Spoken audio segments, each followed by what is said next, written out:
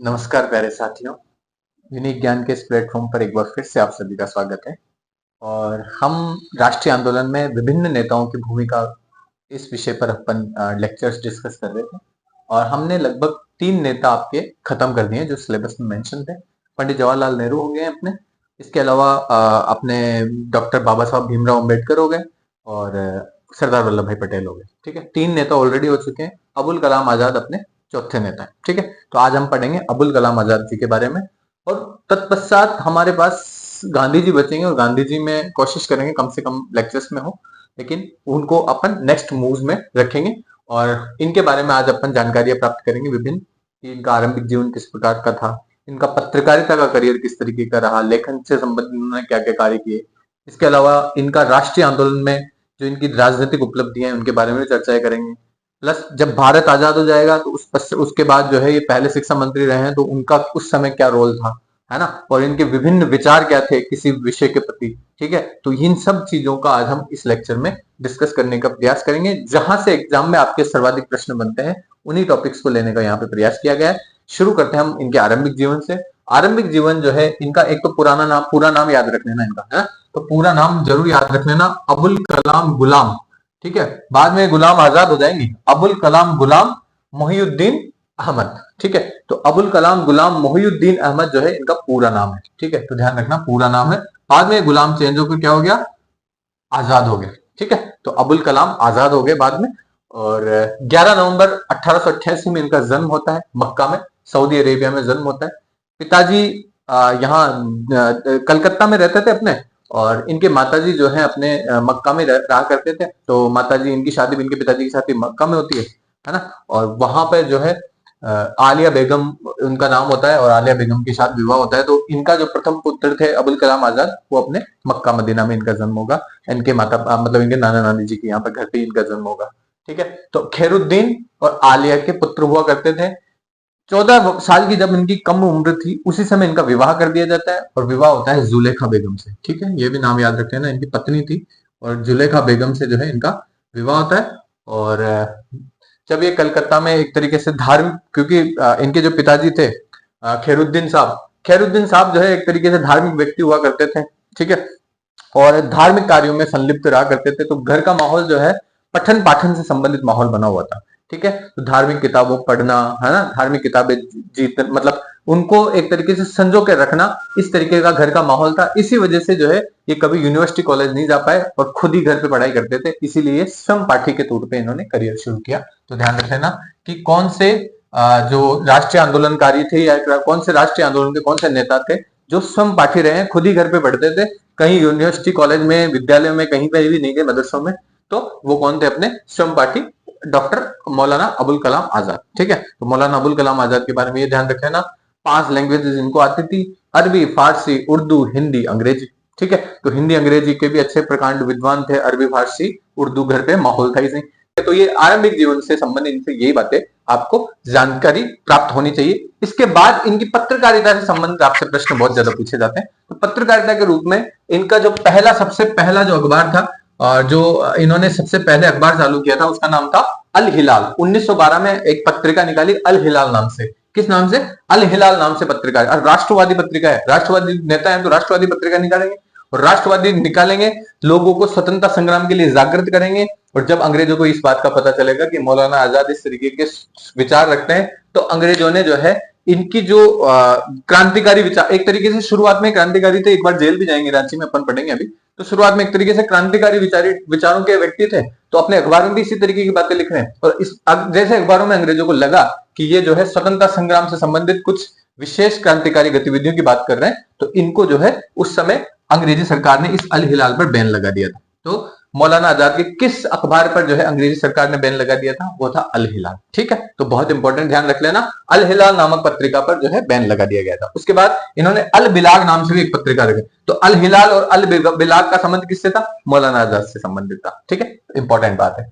जब कॉमरेड जो है, इन्होंने एक साप्ताहिक पत्रिका निकालनी शुरू करी, हर सप्ताह कॉमरेड निकलता था। द कॉमरेड भी इनकी इंग्लिश में है, और द कॉमरेड याद रख लेना, अल हिलाल अल बिलाग याद रख लेना। इनकी एक पुस्तक बहुत फेमस है, इंडिया विंस फ्रीडम। जब ये आजाद हो जाएंगे ना अपना देश, तो उस समय उसके बाद लिखेंगे इंडिया विंस फ्रीडम, बहुत इंपॉर्टेंट। इंपॉर्टेंट पुस्तक है और इसको बार बार एग्जाम में पूछा गया है बहुत बार। तो इंडिया विंस फ्रीडम नामक पुस्तक के लेखक कौन थे? मौलाना अबुल कलाम आजाद। ठीक है, तो ये बहुत इंपॉर्टेंट प्रश्न पुस्तक है। फिर इसके बाद गुब्बारे खातिर जो है, जब ये भारत छोड़ो आंदोलन के दौरान अहमदनगर जेल में चले जाएंगे, उस समय जो है गुब्बारे खातिर नामक एक पुस्तक लिखेंगे। और गुब्बारे खातिर भी आपके एग्जाम के पॉइंट ऑफ व्यू से इंपॉर्टेंट है। तो गुब्बारे खातिर नामक पुस्तक की रचना किसने की थी? वो मौलाना अबुल कलाम आजाद ने की थी। और एक पुस्तक और है तर्जमान उल कुरान। तर्जमान का मतलब होता है अनुवाद। ठीक है, तो कुरान का अनुवाद कर रहे हैं अपनी लैंग्वेज में, तर्जमान उल कुरान, है ना, इस नाम से। तो बहुत इंपॉर्टेंट चीज है। तो ये जो चार पांच जो इनकी चीजें है ना, जैसे अल हिलाल अल बिलाग, तो ऐसे याद हो ही जाएगा, अल हिलाल अल बिलाग मौलाना आजाद। ठीक है, इसके अलावा द कॉमरेड आप याद कर लेना, कॉमरेड भी इंपॉर्टेंट है। इंडिया विंस फ्रीडम और गुब्बारे खातिर, क्योंकि ये बार बार एग्जाम में पूछी जाती है, इस वजह से मैं आपको बोल रहा हूं इनकी सारी किताबें इंपॉर्टेंट है। तर्जमान उल कुरान जो है आपको याद रह जाएगा कि तर्जमा करना है, तर्जमा यानी होता है अनुवाद करना। ठीक है, तो तर्जमा करना है किसका? कुरान का। तो तर्जमा उल कुरान, तर्जमान उल कुरान मौलाना आजाद। ठीक है, तो इस तरीके की इनकी जो है ज्यादातर रचनाएं हो गई है ना। पत्रकारिता और लेखक के रूप में इनकी क्या क्या भूमिका रही है भारतीय आंदोलन में। अब इसमें है ना दो तीन चीजें याद रखना पॉइंट है। जब पत्रकारिता कर रहे थे और भी काम कर रहे हैं, तो दो व्यक्तियों का नाम याद रखना। महर्षि अरविंदो हमने देखा, क्योंकि देखो क्रांतिकारी विचार है इनके, तो क्रांतिकारी व्यक्तियों के संपर्क में अपने आप आ जाएंगे। ठीक है, तो महर्षि अरविंदो क्रांतिकारी, बाद में महर्षि बन जाएंगे, पहले तो शुरुआत में तो अरविंद घोष ही है। तो अरविंद घोष और श्याम सुंदर चक्रवर्ती, ये दो व्यक्ति भी क्रांतिकारी पत्रिकाएं छाप रहे हैं। ठीक है, तो इन दोनों के संपर्क से इन दोनों का काफी सहयोग इनको मिला है। तो ध्यान रखना कि किस क्रांतिकारी को, या फिर आप कह सकते हैं किस भारतीय स्वतंत्रता संग्राम के किस नेता को दो प्रमुख पत्रकार जो क्रांतिकारी पत्रकार हैं, अरबिंदो और श्याम सुंदर चक्रवर्ती का सहयोग प्राप्त हुआ। तो वो कौन है? अपने मौलाना अबुल कलाम आजाद। बहुत महत्वपूर्ण चीज है, ये आपको ऐसे पुस्तकों में कम ही मिल पाती है ये जानकारियां, तो ये ध्यान रख लेना। अरबिंदो और श्याम सुंदर चक्रवर्ती जो पत्रकार है, ये क्रांतिकारी पत्रकार हुआ करते थे और इनका सहयोग इनको प्राप्त हुआ है। तो ये इंपॉर्टेंट बात ध्यान रखना। इसके अलावा पत्रकार रहते हुए इन्होंने जो है मुस्लिम सांप्रदायिक नेताओं की आलोचना भी की है कि जो सांप्रदायिकता फैला रहे हैं, राष्ट्रवाद में इनका विश्वास नहीं है, उनकी आलोचना कर रहे हैं। प्लस ईरान, इराक, सीरिया, मिस्र आदि सभी देशों की यात्राएं कर रहे हैं। ठीक है, पत्रकार रहते हुए। ठीक है, तो ये ध्यान रख लेना इनके बारे में कि पत्रकारिता के रूप में इन्होंने ये पत्रिकाएं लिखी और अरबिंदो और श्याम सुंदर चक्रवर्ती के साथ इनका अच्छा खासा संपर्क था। ठीक है, तो ये इंपॉर्टेंट बातें याद रखना। अब स्वतंत्रता संग्राम में किस तरीके से आए और स्वतंत्रता संग्राम में किस तरीके से इनका विचार बदलता है, खुद गांधीवादी हो जाते हैं बाद में। तो जब ये जलियांवाला बाग हत्याकांड होता है, अब सारे राष्ट्रवादियों को धक्का लगा है जलियांवाला बाग हत्याकांड से, और सबने जो है अपनी क्रांतिकारी या तो क्रांतिकारी विचार जो धारा है वो बहुत तेज कर दिया, गांधीवादी आंदोलन में शामिल हो गए। ठीक है, तो ये जो है क्रांतिकारी विचार वाले व्यक्ति हैं।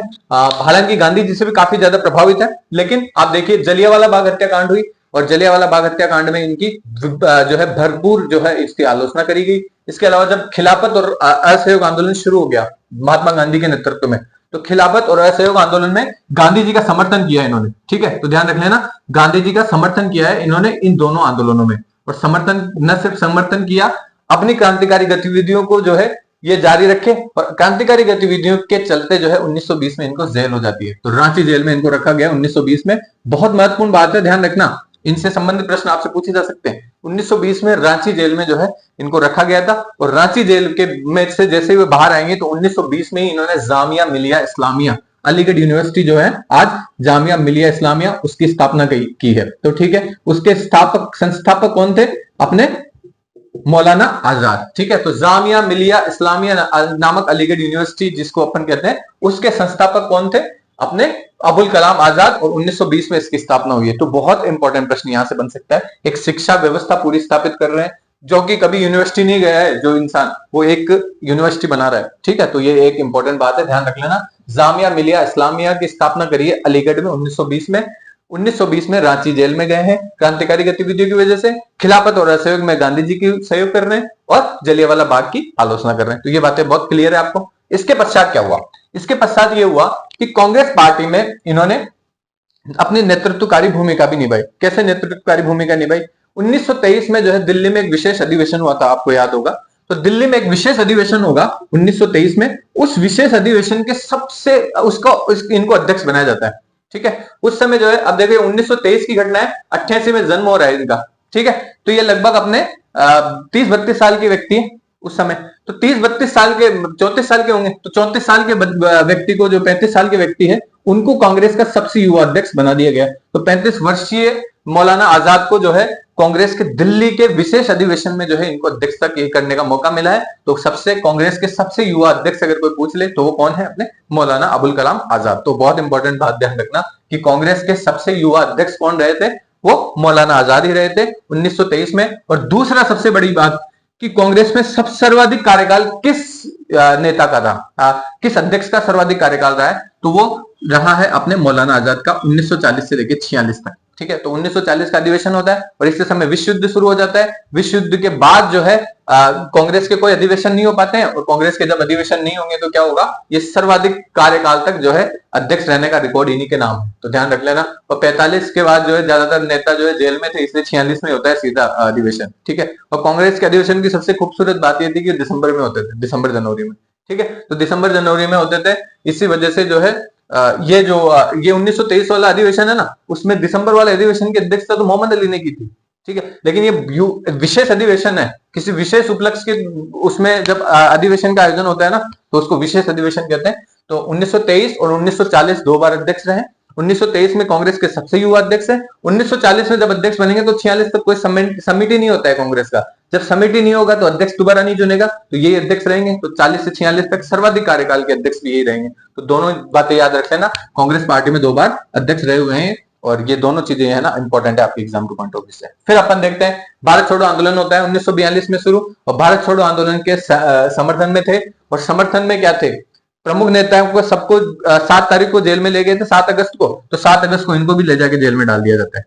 ठीक है, तो बहुत इंपॉर्टेंट बात ध्यान रख लेना कि 7 अगस्त को जो है आपने जितने भी नेता देखे, चाहे पंडित जवाहरलाल नेहरू हो, गांधी जी को भी 7 अगस्त को देते हैं, चाहे पंडित जवाहरलाल नेहरू हो, इनमें सब में एक बात कॉमन है, 7 अगस्त को नेहरू जी, वल्लभ भाई पटेल, मौलाना आजाद और इन सबको जो है जेल में डाल दिया जाता है, गांधी जी को सबको जेल में डाल दिया जाता है। ठीक है, तो ये ध्यान रख लेना आप, ये आपके एग्जाम के पॉइंट ऑफ व्यू से भी इंपॉर्टेंट हो जाती है।